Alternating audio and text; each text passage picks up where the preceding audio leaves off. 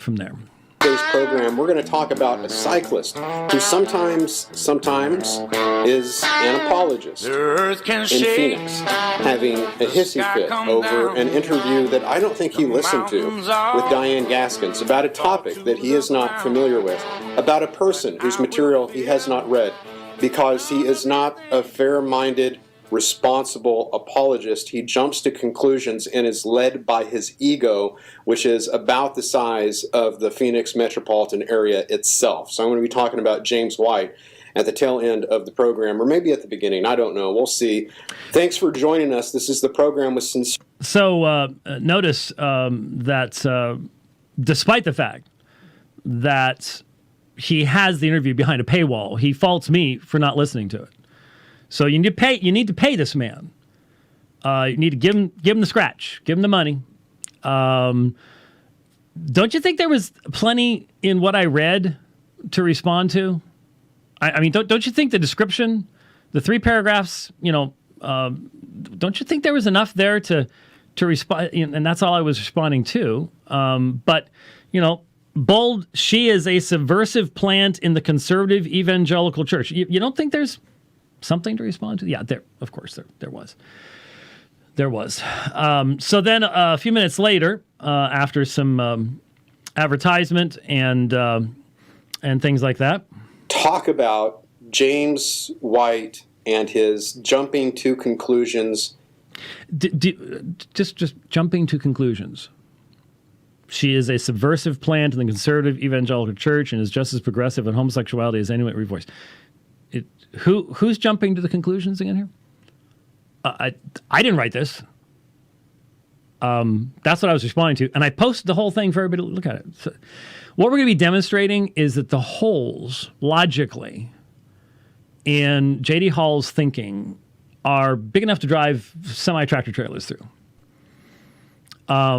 And this is what happens when you only do monologues. When it's you and your platform. You develop this. When you actually have to interact with people regularly, you're a little more hesitant to make this kind of argument because it's so vacuous. And the fact that he has no idea what he's talking about. None. Has a bitter grudge against pulpit and pen. And time after time after time, James White has proven himself nonsensical and ignorant regarding the topics that he's speaking of. And he needs to do the work of an apologist carefully. He needs to research topics before he opens his mouth about it. And he needs to understand the content and the subject matter that he's trying to present to the audience, or else he will, through his podcast, be crossing land and sea, making converts that are twice as ignorant as he is. He's smart about some things. That doesn't mean that he has learned about all things. And so maybe he ought to leave polemics to the experts, and he can focus on how to make friends in mosques and not ever convert anyone ever to Jesus from Islam, but proves himself valuable in reaching Muslims with, friendship or some garbage. That's his forte.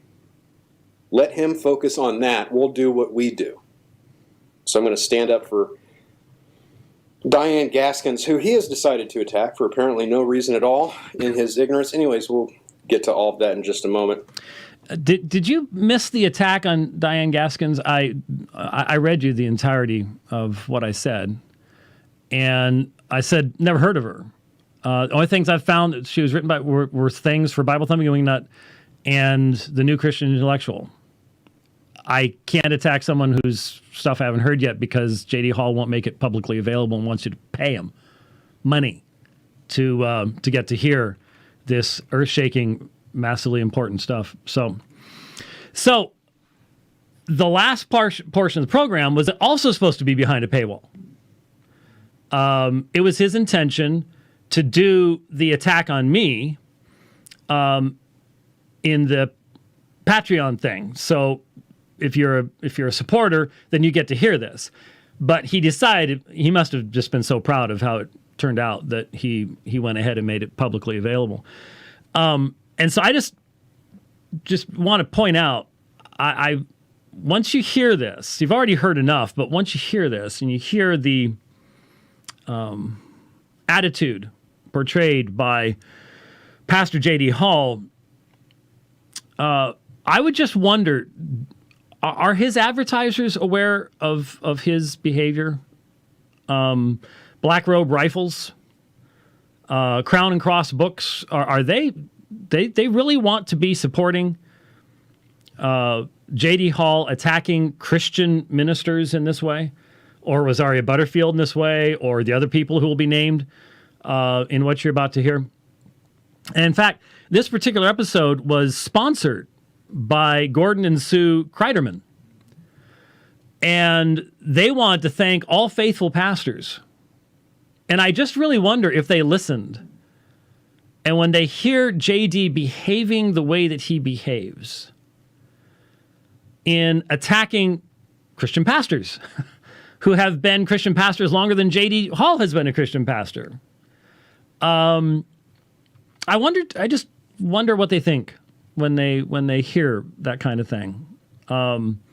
Interesting. It's already 1:27, so I'm going to go to 1.2. Just so everybody knows, it'll be a little bit faster, but it's the only way to get through this material. Here is, I may have to stop and start. I doubt I'm going to be able to get through all of it without stopping and starting, but here we go. James White, we did, as you know, if you've been listening, I did a Patreon interview with Diane Gaskins where we got into just a little bit the problem with Rosaria Butterfield, just one thing that she's discovered in her expose about Rosaria. I've explained to you how her work on hospitality is derived from the LGBTQ concept of affirmation, and that her view... Now, by the way, I'm going to title this program A Study in Projection. Projection is where you project onto others the things you yourself are doing. Keeping that in mind, I remember the first person I met that just absolutely illustrated projection perfectly. Years and years and years ago on FidoNet, a woman by the name of Sue Weidemark. Yes, Rich remembers. Sue Weidemark. JD reminds me of Sue Weidemark in many ways. And what you're going to hear is me being accused of everything that JD does. So a bunch of the things he's going to say that he's going to drag out are things that he has absolutely decided. He is extremely focused upon being right. I was right about this, and I was right about the Pope. I don't know anything about South American liberation theology, but I was right about him, and White was wrong. And this is a man who's, to my knowledge, has never debated the leading Roman Catholic apologist, doesn't know, never read Eve's Conger, doesn't know anything about what he's talking about, but that won't stop him. He is absolutely convinced of his incredible correctness about everything. And so you're going to hear him accusing me of ignorance, and I'm ignorant of many things. These issues I was not ignorant of. He's going to say that I have no idea what Rosaria Butterfield teaches, and I've not read it. I've not read any of her books. How would he know that? I mean, how does he know what I have or have not read? He states these types of things with such incredible, we might not kindly call it confidence. Some people would call it arrogance. But he makes these accusations, and then he will just go low. He will go as low as he can go, because I think he knows he can only go so long with his audience before getting some below the belt shots in to keep their attention. And that's what he's going to do. So this is going to be a study in projection. See how many times, and then when finally something is said where he tries to substantiate some of the stuff that was in the article about Rosaria, notice what he does. Notice what the argument's going to be. It's going to be associationalism. Exactly on the nose what I said it would be. That's what he argues. It's like he doesn't even realize he's doing it. I don't think that he does. The JD I knew years ago would have, but I don't know that there's much of that JD left. On homosexuality and same-sex attraction is not altogether different than Sam Albury. The danger is she's smarter than the glitter-covered peacock fairies at Revoice, and she has snuck in privily into the church And there are some leaders who don't know her shtick because they've not read her material. Now, let me just point out, there are numerous leaders with decades and decades and decades more experience than J.D. Hall will ever have in his life, who have read her materials. She is a part of a church. She's a part of a very conservative church. She's under elders. J.D. doesn't care about any of that stuff. That stuff's irrelevant. That doesn't matter because J.D. has deep personal animus toward Rosaria. I happen to know that personally. Doug Wilson, Tom Askell, Tom Buck, and James White are just some of those. That's not a bad group to be in. We will all together say that J.D. Hall has no idea what he's talking about on this subject, and we'll let you decide who to believe on that. And remember, I asked Askell and White politely to please know what you're talking about before you discuss it. Now remember, for J.D. Hall, know what you're talking about means agree with me, because I am the standard. That's what know what you're talking about. What? Well, yeah, I'm not sure what, politely? Yeah. I asked them about that I asked them about critical race theory, and I'm going to move my mic just a second. I need to ask them to do that when it comes to Rosaria Butterfield or same-sex attraction. What we're going to release, and we haven't done it yet, Diane has done a great deal of research. It will indicate, beyond a shadow of a doubt, that she is maybe a slightly better version of Sam Alberry. When I say better, I mean better at doing what Sam Alberry does, not better for us. Her views are the same. She's more sinister and more subversive. And her material is being used to promote the worst of the worst. The worst of the worst. But James White, who has been wrong about the Pope, James White claimed that when the Pope said the cross is a failure, that we took him out of context. The Pope said it again a few weeks later in the same context. He continues to say it. He said it again this year. He means it no matter what context he says it in. He means it the way exactly he says it. Now, here's the fundamentalist is coming out because J.D. Hall does not understand Roman Catholic theology, does not understand liberation theology, doesn't understand Southern American liberation theology as it's morphed into the Jesuit form, and he has no idea. He's clueless, and but he's proud of being clueless because he doesn't care about that. The Pope said something he can use. This Pope is a heretic from our perspective, obviously, but he's a heretic from their perspective, and he's trying to make an issue out of something that nobody in their right mind is going to make an issue out of, because there are far more important things to go on. But again, it's that fundamentalist attitude. I have to be right. I'm right about everything. So I don't care what the context in his world would be or what he means by it. And I don't care if it would actually help me to reach Roman Catholics or not help me to reach Roman Catholics. That part doesn't matter. I'm right. I'm right about everything, and he was wrong, and that's just all there is to it. And so I just, take the guy in the cowboy hat, look at everything he's written on Roman Catholicism, look at all his debates on Roman Catholicism, look at all the years of teaching on Roman Catholicism, look at the times he's debated in Roman Catholic churches against Roman Catholic priests. Take that, compare it with my own having done all of those things, and make up your own mind.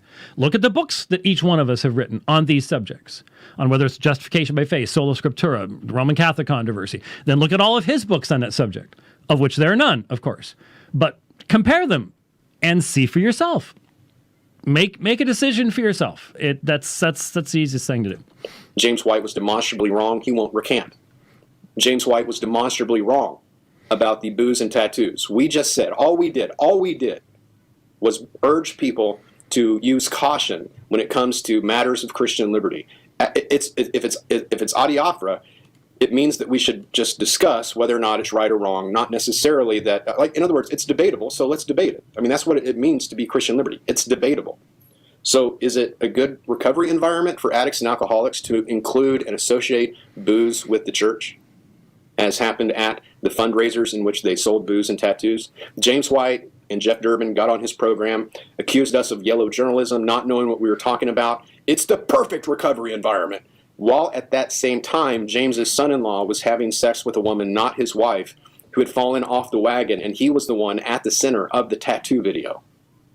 Then his father-in-law, or rather his dad, Summers' father-in-law came out and blamed James White and Apologia Church for throwing booze in his son's face, even knowing that he had been an alcoholic or was an alcoholic. So he has massive egg on his face where James White is going to accuse Pulpit and Pen of being fundamentalist, legalist. It's a perfect recovery environment. Perfect. Sir, your daughter went through 3 last names in 1 year because you were wrong about Apologia Church being a good recovery environment. So maybe, just maybe, shut your mouth and stop making accusations about fundamentalism. You know what? My daughter hasn't got 3 last names in 1 year. I didn't defend a church as a positive recovery environment while behind my back my son-in-law was being an addict and a drunk. So just admit you're wrong sometimes, James White. Just admit you're wrong sometimes. Okay. And for everyone going, that's a... Okay, so notice how low JD will go. Most people have been shocked by that. The man has no earthly idea what he's talking about. He is taking the testimony of unbelievers. Here is a man who is a pastor who knows that dealing with situations like this is not only heartbreaking, but it requires personal knowledge of what's going on. He is willing from afar, in his ignorance, to slander others, to slander fellow ministers in a way that is absolutely, utterly disqualifying. He has no earthly idea what he's talking about. He is lying, but is lying based upon just so much ignorance? Because he wasn't here. He has no idea what the actual facts are. None. Zero. But the scary thing is, he would love to get more dirt if he could dig it. What kind of a person spends his or her life thinking like this every day from morning till night? That cannot be a happy place to be. That is a destructive place to be. And I am one of a number of people who have tried to warn this man because we've seen him going this direction for a long time. I think we failed. He has no idea what he's talking about. Jeff did come into the studio. We talked about, was that 2016 or 2017? I think it was 2016. Sounds about right. 2016. We came in here. We provided the first-hand information as much as could possibly be done while doing things correctly. You can go back, and those programs are still available. You can look at them yourselves. We gave the timeline because we were actually here and actually had the information that he does not have. But here, this is what I mean. And let me say this to anyone who is getting associated with J.D. Hall. You need to understand, we were once on the same side of things. But if you do not toe his line, he will come after you with everything you've ever said to him. Don't tell him anything that you do not want to have twisted and turned and then posted on the internet. You just need to realize, if you're hitching your star to him, you are hitching your star to someone who will demand absolute loyalty. You will never be able to disagree on anything. Just be prepared. Just be aware. Listen to what's going on. Listen to what he's willing to do. In light of things he said, just listen to how far he's gone now. How far will he go in the future is the question. And for everyone going, that's a low blow. I'm tired of his garbage. He promised through Rich Pierce that Hanegraaff had a good reason for absconding to the Eastern Orthodox faith that wasn't he was leaving Christianity. He had a good reason. If you don't mind. Yeah, you got thrown in there too. I'd like to take the screen for a moment here. Oh, the whole screen? The Rich Cam on Max. Yeah. Yeah. If I recall, shortly after the first week after Hank had been charismated, I read the story that I believe it was Seth Dunn? Or was it Jeff sounds Maples? familiar. One of the two. Had written regarding it, and for a long time before that, I had the opinion privately that, and I was the one who put that label there And before I said it publicly, and I've discussed this on this show before, I got on the phone with Jordan Hall, and I told him... You contacted him, huh? I believe it was me. And by the way, when he says that you sent me, that's false. And I told him at the time that I am one who has opinions that are of my own. And that oftentimes you've told me, avoid Jordan, don't go there. And, I don't always take that advice. And I put my headset on, which I know has a tendency to drown out the other person on the other end of the line.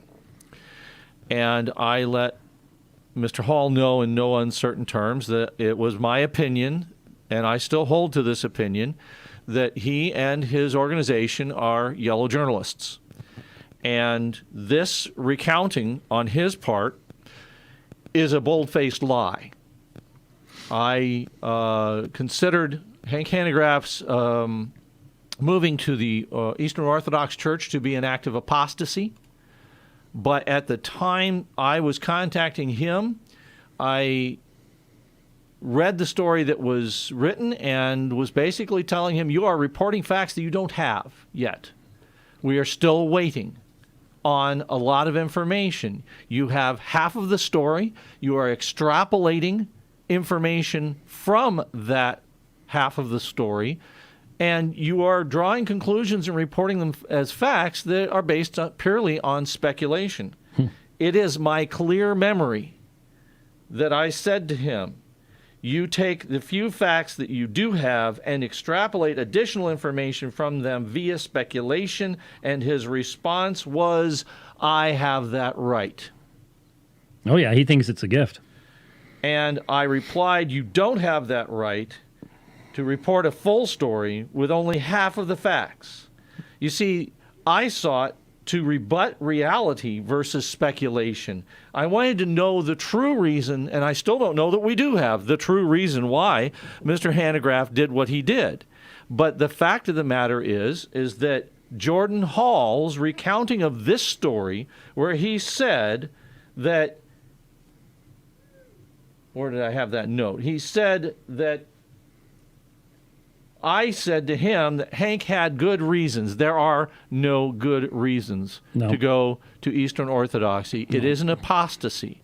And folks, I'm looking you square in the eye, and I'm telling you, this is yellow journalism at its core. He, as the news division, is reporting this to you as news.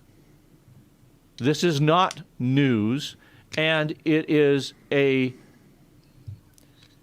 a defamation to me that he's put these words in my mouth that I would never say. And if you doubt me, go back to the programs where I have addressed this in the past, and you will find that what I've just told you is entirely consistent with what I've said before. Well, and it's entirely consistent with what I said. Yeah. And obviously what happened in that particular situation is fundamentalists especially have next to no ability whatsoever to distinguish between Eastern Orthodoxy and Roman Catholicism. And so when I made the necessary category distinctions that serious scholarship has to make to differentiate between the two, they read into that all sorts of you're being soft, this is how fundamentalists think. This is how they operate. They don't have any other way of doing it. And I did not ask Rich to contact. Like he said, I'm normally like, just let's minimize our contact with Jordan Hall as best we can. If it's necessary, then like this situation, then we will do so. And in case you're just joining us, Jordan's doing a live response while we're speaking. Nothing like giving an answer before the case is finished, which we're being accused of. Hey, Jordan, have you brought that audio out from behind a paywall, or you still want people to give you money? So that's a question. Okay, let's we got to get through this because we're running really short on time, and I'm not sure I'm going to make it. What is that reason? No, he was wrong, wasn't he? So White says on his Facebook page, we knew 2020 would be a wild year, right? Of course, the United States presidential election alone would guarantee that, but there's so much else. But one thing is for sure, we did not need this kind of stuff. I'm tired of the, quote, fundy reformed, if that can even be a phrase. First of all, it can be a phrase. Now, you use fundy as a pejorative, probably because you are in a midlife crisis. You have tattoo sleeves down to your wrists like a punk child who draws on themselves. It's lame, James. Do you drive a Mazda Miata too? Really? I bet he does. Grow up. Did you catch that? I think he was going to stop there, and then he said, "I better say I think he does." No, I don't even know what a Mazda Miata is, to be perfectly honest with you. I have a Subaru Forester, thank you very much, and really like it. It's a great car.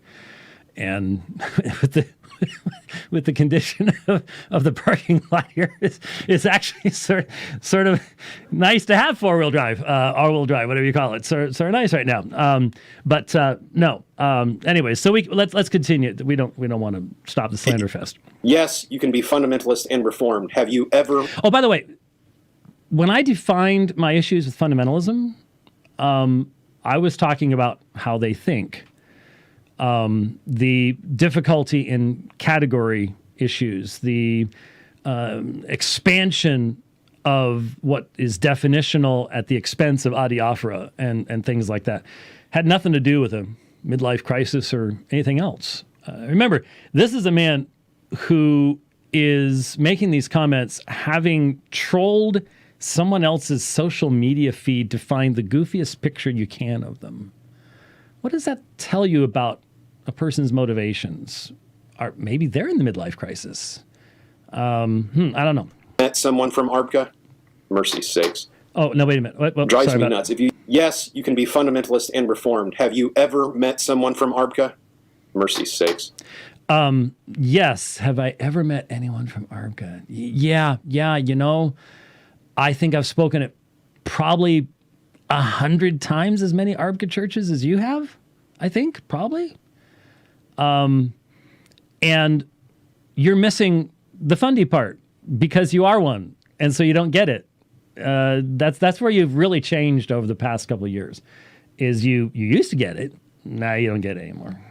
Drives me nuts. If you use fundamentalist as an insult, go join, I'll tell you what, James Moore, I take it back. This isn't going to be Patreon. I'm just going to leave this for everybody. Everybody's going to listen to this. James White needs one of those 2-seat bicycles so that he and Beth Moore can ride around together complaining about fundamentalists because they sound exactly alike. Anyone who can think like that is not thinking very well. I have been critical of Beth Moore. Can someone please explain where I've said anything? Well, you both complain about fundamentalists. Well, when she talks about fundamentalists, she's talking about me specifically. So I have been very clear, very specific in identifying the exact issues: associationalism, the diminishment of adiaphora, the expansion of what is absolutely definitional to a large number of things, the mindset that is afraid of difference, of not allowing for difference, of demanding look at what Jordan Hall does every single day on Pulpit and Pen, demanding that the approach. See, it's not enough for us to say, this neo-Marxism is bad. What he's saying is, and the only way to approach it is my way. And if you take any other way, then you're one of them. It's the division. You have to be either completely with me or you're out there. There's no way God could use somebody who's saying anything any differently than me. That's the fundamentalism I'm talking about. That's what we're talking about. And it's destructive. James says, I'm so tired of the fundy reformed. I bet, because the fundy reformed, like Robert Truelove, are kicking your tail up and down the debate octagon, which you refuse to have. But which notice the twisting of reality. Who's willing to have the debate? Who's willing to name the other side? Who's willing to quote the other side? I am. So, it's a lie. I debate Riddle, True Love. I challenge them to debate. And for J.D. Hall, you refuse to debate. It's just a lie. But once you start getting this emotional and wrapped up in your own correctness, you just start spewing stuff out there that's just absolutely silly. As I was listening to this, the thought kept going through my mind regarding the love of the brethren and how that is so missing from this. Well, obviously, we've covered all that before, Yeah, but it just keeps resounding. But it is interesting that he'd mentioned Robert Truelove when I posted that comment from Truelove, agreeing with Ehrman about an anonymous slanderous report about my behavior at a 2014 debate in South Africa, which immediately two brothers by name in South Africa said didn't happen. But Robert Truelove said, "Yep, sounds about right." So there you go. Oh, by the way, J.D. Hall has zero academic training in that field. None. He's never taught a class. He's never written a book. He's never done anything. But he's certain that I've been getting kicked all over the place. The bias and prejudice of this man is astonishing. And if he had anyone around him that could rein him in, that could say, JD, dude, really? Can you really back that? Yeah. But he doesn't. He doesn't. He's surrounded by yes men because anybody else has already run for the hills. And so there's nobody to say, you're sort of missing it here. The debate octagon, which you refuse to have, but like in the marketplace of ideas, they're whooping you. I listened to the Text and Canon conference. You didn't hardly address it. They demolished your perspective. I still agree with James White. I'm not KJV or TRO, but they wiped the floor with them. It's embarrassing. If I was him, I'd be tired of them too, because their arguments, especially that of Riddle, were incredibly compelling. Wow. He says, quote, "It's like Jack Chick read Pink's The Sovereignty of God and went to town in cage stage, yet without ever maturing and growing out of it." Random insults. Throw some insults in there. Oh, you're not familiar with how to do that. That's actually a description of the kind of fundamentalism that is so reprehensible. It's not consistent with Reformed theology. That's the point. Reformed theology is a theology of grace. When you combine fundamentalism with Reformed theology, see, JD thinks he can do this. Jordan Hall is admitting that he is attempting to create something that historical Reformed theology had no knowledge of, and that is this Reformed fundamentalism. And whatever descriptors we use, the result is ugly, but we keep glancing because it's like a never-ending theological car wreck. No, they keep glancing because they find readers find what they see at Pulpit and Pen to be compelling. That's why. It's compelling. It's truth. It's a supply and demand economy. It's supply-side economics. That's what it is. Supply-side economics. That's a fascinating perspective that basically gives you the idea that you can say whatever you want to say about anyone, and people are just going to buy it. Was there something there? Yeah, because we're going to end up going over time. I know. We make plans in our heart. I point out, JD pointing out how many millions of followers he's got. Folks, if you come to aomin.org, you will not find ads. No. You will not find the AdSense accounts on our YouTube channel. You won't find them. We are supported by our donors. Yep. Period. Full stop. That's it. Okay?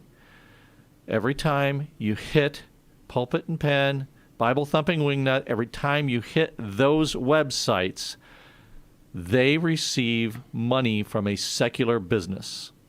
You need to think on that. I know I keep thinking on the business angle of things, but that's part of what I do here.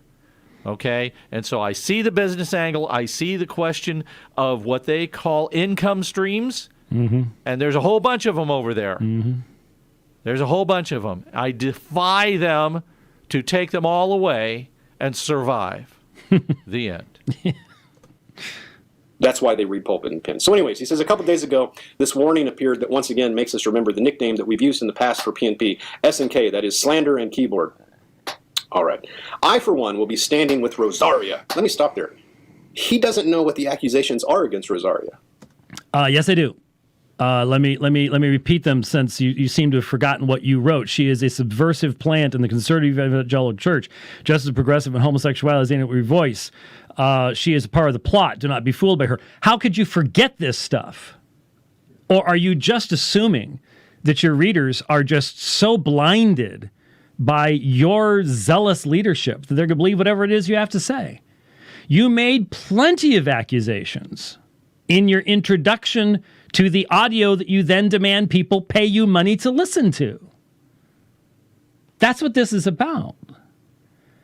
And your response, your unhinged response, says a lot. And it's going to get more unhinged. And I'm sorry for tuning in for Radio Free Geneva. We're going to get to it. Sorry. I should have figured this was going to take longer than this, than an hour, but there you go. That's how it is. We didn't get into them in depth in the podcast, but it's a Patreon-only podcast, so I don't know how he could have listened to it. But even if he did, it's not there. This is prejudging. This is James White saying, regardless of what the evidence is against Rosaria, and you know this numbskull has not read her books. James White, get on your program and say, like, in honesty, that at this point, when you made this Facebook post, you've read Rosaria's books. I've read Rosaria's books. How's that? I've listened to her lectures. I've met with her. Okay? So if you had done your research, you would have found that on our website, sir. We can turn this around if you want to turn it around. Not do it. He has not read Rosaria's books. I stand with Rosaria, everybody. Is this 8th grade? That is a good question that many people are asking are listening to you, sir. And you don't seem to realize it. You're making this easy. This is like shooting ducks on a pond. James White writing a burn book. I just want everybody to know I stand with Rosaria Butterfield. I stand with my friend against that mean Pulpit and Pen. Why don't you stop and wait and see what the accusations are? Yeah, she is a subversive plant in the conservative evangelical church. Is not an accusation. Yeah, there you go. As we detail for you who she endorses in her book, the language that she uses, because it is, I'm telling you, it is out of your mind crazy. It's really, really bad. But he's just going to say, just